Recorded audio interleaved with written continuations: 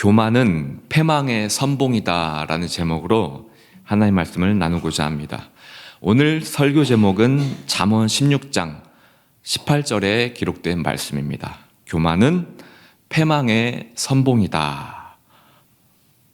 쉬운 말로 망하는 것의 가장 주된 원인은 교만이라는 겁니다. 죄의 선봉장이 무엇이냐? 교만이라는 겁니다. 굳이 죄의 등급을 나눈다면 교만이 가장 최고봉에 있다는 겁니다. 성경은 수없이 교만에 대해서 경고합니다. 주의하라고 합니다. 경계하라고 합니다. 오늘 본문을 보니까 70명의 사람들이 나오게 됩니다. 예수님은 70명을 세우시고 각 동네와 각 지역으로 2명씩 조를 짜가지고 파송합니다. 전도하라고 보냈습니다. 그리고 몇 주가 흐르고 이들이 예수님께로 다시 모였습니다. 그런데 17절을 보니까 이들이 지금 어떤 상태였죠? 70인이 기뻐하여 돌아와. 기뻐했습니다. 기뻐서 흥분했습니다. 이유가 무엇이죠? 이겁니다. 주님의 이름을 사용하니까 귀신들이 우리에게 항복했습니다. 정말 대단했습니다. 성경에는 기록되어 있지 않지만 이 기록된 말씀으로 유추해 봤을 때 대강 이들이 겪었던 상황이 머릿속에 그려집니다. 여기저기 방문하면서 전도를 했겠죠. 그리고 병자들을 만납니다. 예수의 이름으로 고칩니다. 그리고 귀신들을 만납니다. 예수의 이름으로 쫓아냅니다. 그 외에 많은 기적들을 예수님의 이름으로 나타냈을 겁니다. 이러한 기적을 본 마을 사람들이 전도를 하고 있는 70인을 주목했겠죠. 그리고 열광합니다. 그러면서 서로 기뻐하며 하나님을 인정하고 찬양했을 겁니다. 자, 좋죠. 나쁜 것 전혀 문제될 상황이 아닙니다. 이것이 바로 70인이 몇 주간 체험한 스펙타클한 시간이었을 거예요. 예수님은 이 모든 상황을 다 아셨을 겁니다. 이들이 왜 기뻐하며 흥분했는지. 모든 걸 다 아시는 예수님께서 18절에 이렇게 말씀하십니다. 사탄이 하늘로부터 번개같이 떨어지는 것을 내가 봤다. 조금 문맥상 뭔가 흐름이 어색하지 않습니까? 자연스러운 문맥을 이어간다면 그래, 어이구 잘했구나. 그동안 수고 많았다. 믿음으로 귀신들을 항복하게 한 너희들에게 내가 상을 주마. 이래야 문맥상 자연스러운데 예수님은 문맥상 흐름이 끊기는 말씀을 하십니다. 그렇죠? 전도 사역에서 승리한 이들입니다. 그리고 기뻐하고 있습니다. 그런데 예수님의 이 한 말씀에 이들의 기쁨은 어색해지고 맙니다. 갑자기 분위기가 바뀌었어요. 이들은 예수님의 말씀에 고개를 갸우뚱했을 겁니다. 예수님은 왜 이런 말씀을 하셨을까요? 오늘 설교 제목이죠? 교만은 패망의 선봉이다.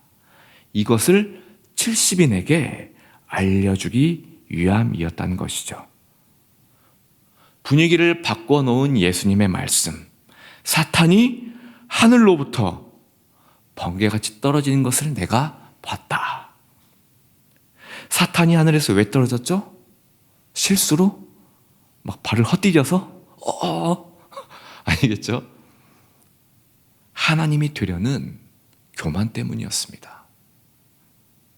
하나님의 영광을 가로채려는 교만 때문이었습니다. 하나님의 자리를 차지하려는 교만 때문이었습니다. 교만의 결과가 무엇이죠? 패망입니다. 그토록 아름다웠던 천사가 교만 때문에 사탄이 되었다는 거죠. 지옥에 떨어졌습니다. 영원토록 저주받는 존재가 되었어요. 하나님의 원수가 되었습니다. 교만이 이토록 끔찍하다는 것을 예수님은 사탄을 예로 들어 지금 말씀을 하셨다는 거예요. 그리고 이어서 말씀하십니다. 내가 너희에게 뱀과 정갈을 밟으며 원수의 모든 능력을 제어할 권능을 주었으니 너희를 해칠 자가 결코 없으리라. 여기서 뱀과 정갈은요, 사탄의 세력을 의미합니다. 그리고 원수의 모든 능력은 사탄이 우리에게 끼칠 수 있는 영향력, 이것을 의미해요.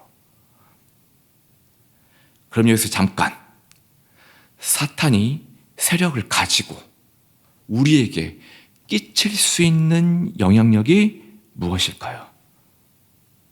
그것은 바로 이것입니다. 사탄이 어느 날 하나님 앞에 와서 이렇게 말합니다. 이소부 아니에요? 진짜 실제 이야기입니다. 욥이 이유 없이 하나님을 섬길까요? 그렇지 않을 겁니다.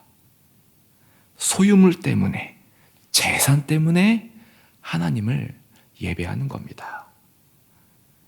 만약 욥이 가진 재산이 없다면 분명히 하나님을 원망할 겁니다. 그리고는 사탄이 욥의 자녀와 재산을 모두 빼앗아갑니다. 욥은 여전히 하나님을 붙들었죠. 그러자 사탄이 또 하나님 앞에 와서 이렇게 말합니다. 뼈와 살에 고통이 있다면 하나님을 반드시 원망할 겁니다. 건강을 잃게 되면 하나님을 반드시 욕하고 떠날 겁니다. 이후 사탄이 욥의 건강을 모두 빼앗아 갑니다. 자, 욥은 자녀와 재산 그리고 건강 모두를 잃어버렸습니다. 제가 이 말씀을 왜 드렸냐? 이것이 바로 예수님이 말씀하신 원수의 모든 능력이라는 겁니다. 사탄이 우리에게 충분히 끼칠 수 있는 영향력이라는 거예요. 70인은 전도사역을 하면서 욥과 같은 고난당한 자들 만났을 거예요. 재산을 잃어서 슬픔에 빠진 자, 병 때문에 낙심한 자, 자녀를 잃어 슬픔에 빠진 자, 귀신 들린 자, 이들은 예수님의 이름으로 뱀과 정갈을 밟았습니다. 그렇죠? 이들은 예수의 이름으로 원수의 모든 능력을 제어했습니다. 이들이 전도하는 내내 사탄은 결탄코 이들을 건드릴 수 없었다는 거예요. 그렇다면 사탄이 여기서 순순히 물러날까요? 예수님이 지금 이것을 가르쳐 주고 싶어서 강조하신 거예요. 사탄이 여기서 순순히 물러날까요? 사탄 자신이 패망하게 된 원인이 뭐라고 했죠? 교만입니다. 사탄은요, 이 교만을 최강의 무기로 들고 우리에게 나온다는 겁니다. 예수의 능력이 마치 김완성 목사의 능력인 양, 예수의 권세와 영광이 마치 김완성 목사의 권세와 영광인 양, 그렇게 교만하게 한다는 겁니다. 왜 우리 교단이 신사도주의, 신사도 운동, 이것을 경계하라고 하는 줄 아십니까? 신사도가 무엇이죠? 신사도? 예수님의 직계 제자들을 사도라고 부릅니다. 예수님의 직계 제자이기에 누구보다 예수의 권세와 능력을 부여받았을 겁니다. 예수님과 같은 기적을 나타냈다는 것이죠. 2000년이 지난 지금 나 김환성 목사는 예수님의 새로운 신사도다. 직계 제자에게 부여하신 능력이 나 김환성 목사에게도 동일하게 있다. 봐라, 내가 얼마나 많은 뱀과 정갈을 받는지, 내가 얼마나 이 원수의 모든 능력을 기가 막히게 제어하는지 봐라. 이게 바로 사도의 권능이다. 이게 참된 믿음의 길이다. 이러한 능력을 나타내는 자만이 진정한 목사요, 믿음이요, 신자들이다, 교회다. 그냥 핵심만 말하면 이것이 바로 신사도주의, 신사도 운동이라는 겁니다. 이해하시죠? 왜 이런 자들을 경계하라고 했을까요? 교만 때문이에요. 핵심만 말하면 교만 때문입니다.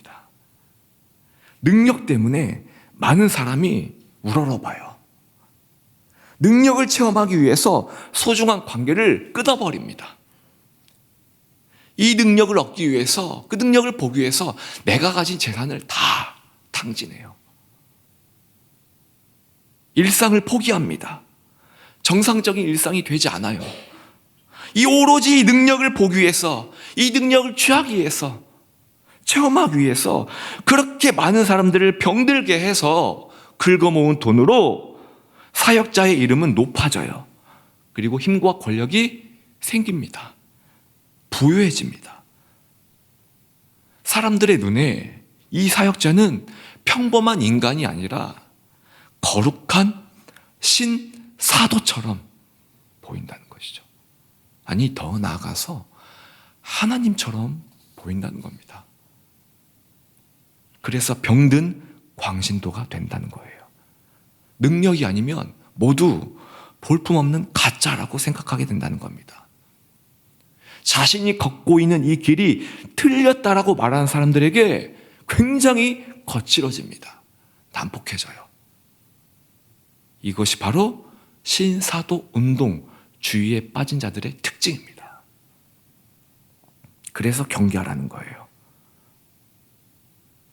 신학자요, 목회자들의 지침서라고 불리우는 존 파이퍼 목사님이 계십니다.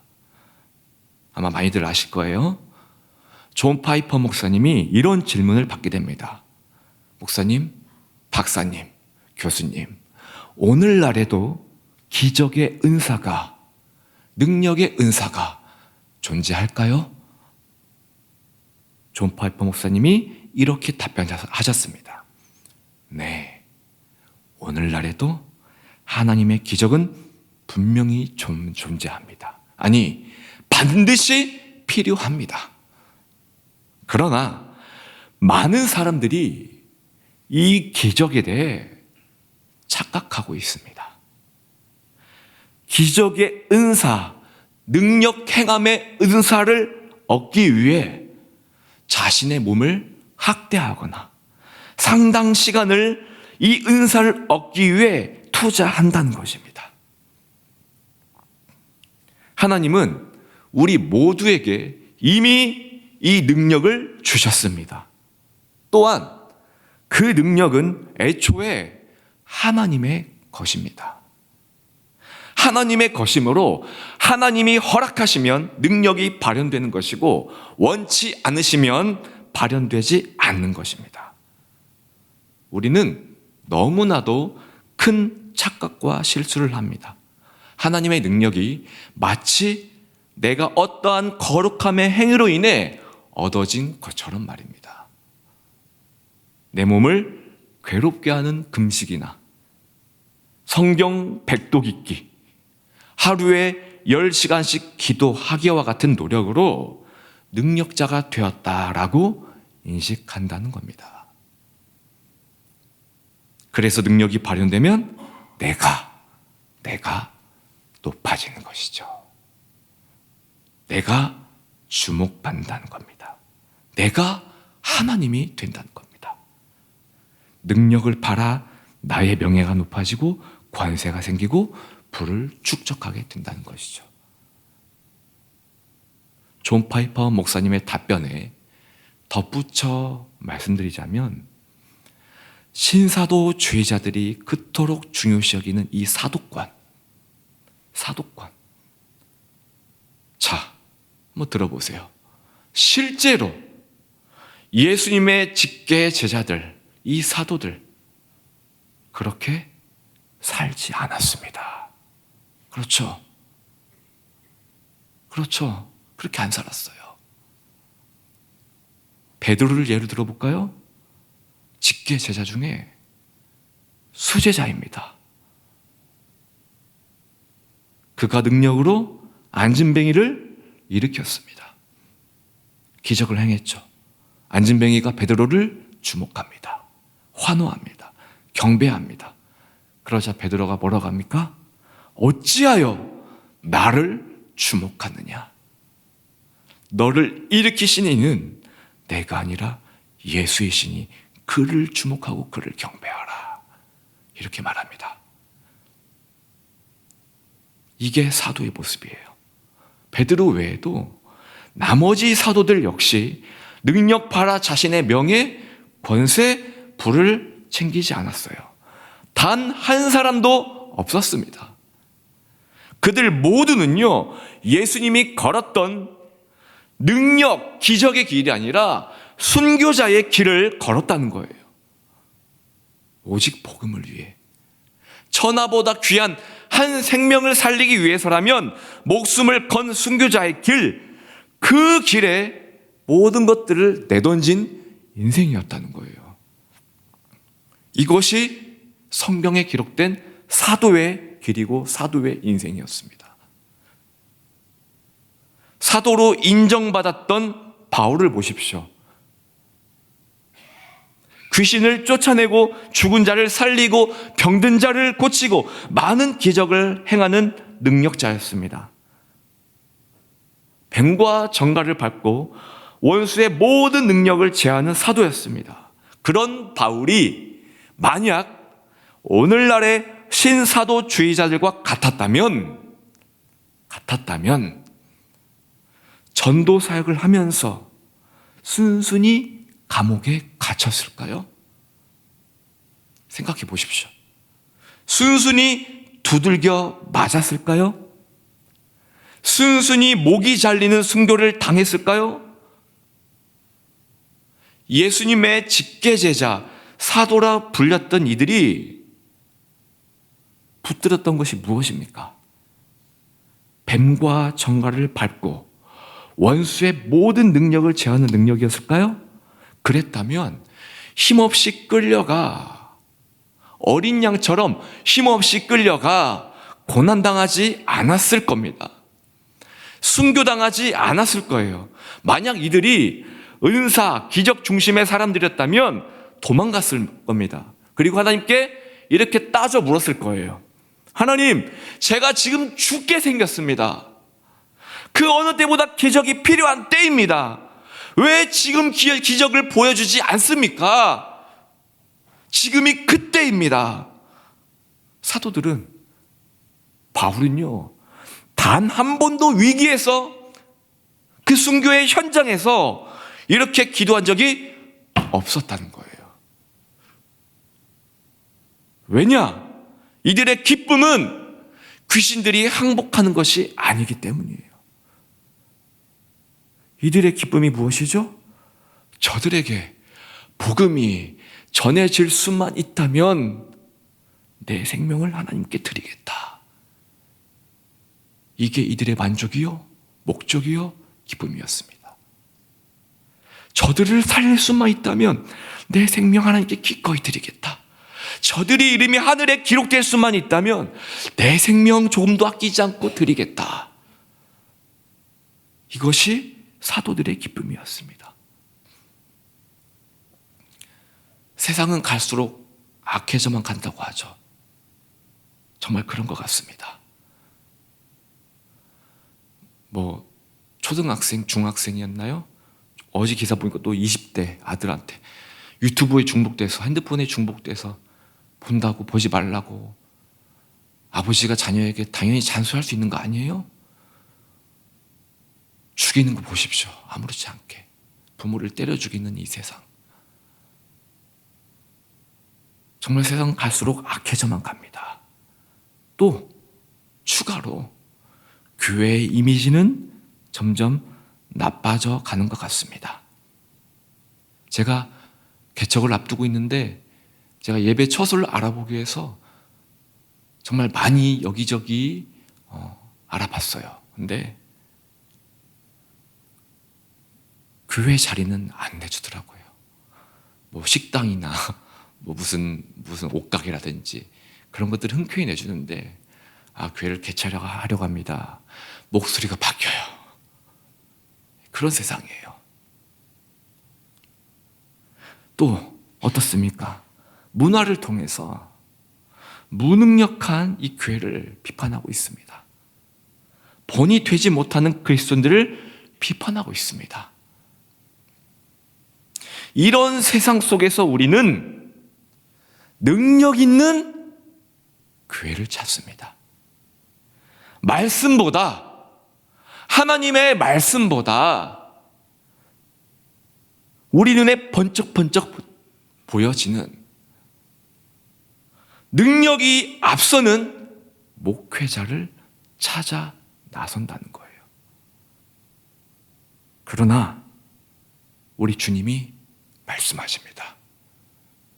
이것 또한 사탄의 교묘한 전략일 수 있다고 말이에요. 오늘 성경을 통해 예수님은 우리에게 말씀하셨습니다. 한 사람의 이름이 하늘에 기록되기 위해 너는 얼마나 죽어봤느냐. 이게 핵심입니다. 나는, 오늘 잘 들으세요. 오늘 말씀의 노른자예요. 나는 교만한 능력이 아닌 겸손한 능력을 원한단다. 그 겸손한 능력은 바로 사랑이란다. 한 생명을 살리기 위해 너가 얼마나 사랑해봤느냐. 이 물음에 성령께서 주시는 깨달음을 얻기를 원합니다. 끝으로 나에게 뭐가 득이 되고 실이 되는지 저와 여러분은 모릅니다. 분별하지 못합니다.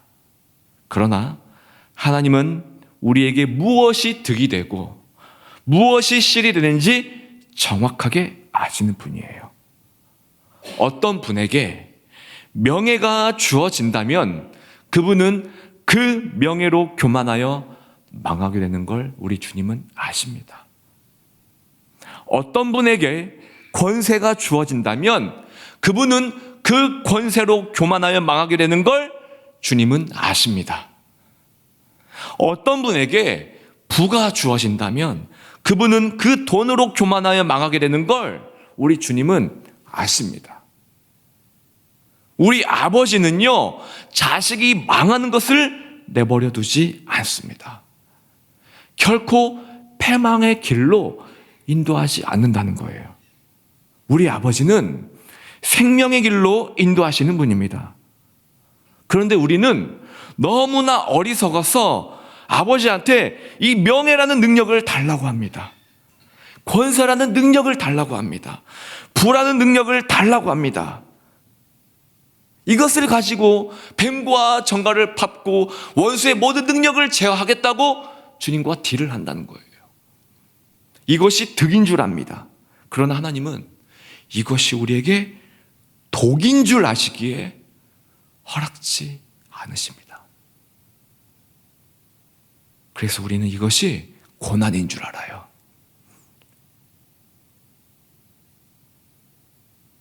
우리는 이것이 고난인 줄 알지만 실은 이것이 은혜요 축복이었다는 것이죠. 아멘. 그래서 저는 고린도후서 6장 9절 10절 말씀을 참 좋아합니다. 저희 어머니 장례 때 화장을 하고 나서 어머니의 뼈가루를 담아서 이제 추모관에 가서 이제 안치하기 전에 한 번 더 예배를 하지 않습니까? 그때 큰아버지, 큰어머니 가족들을 모시고 그때 큰 슬픔에 잠겨 분간도 안 되는 제가 정신을 차리고 제가 설교를 했는데, 우리 어머니 장례 설교를 제가 했었는데 그때 제가 본문 말씀으로 삼았던 말씀이에요. 고린도서 6장 9절 10절 말씀 읽어드리겠습니다.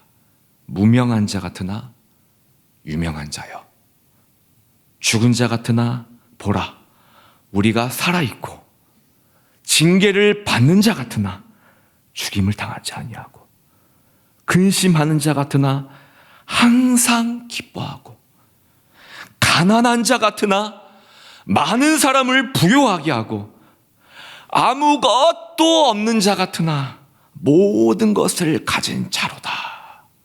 아멘. 구원은 예수님의 겸손한 사랑에서 시작되었습니다.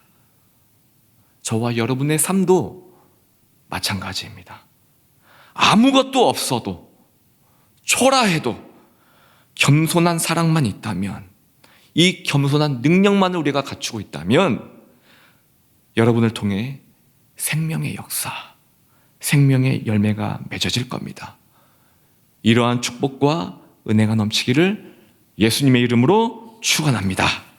아멘.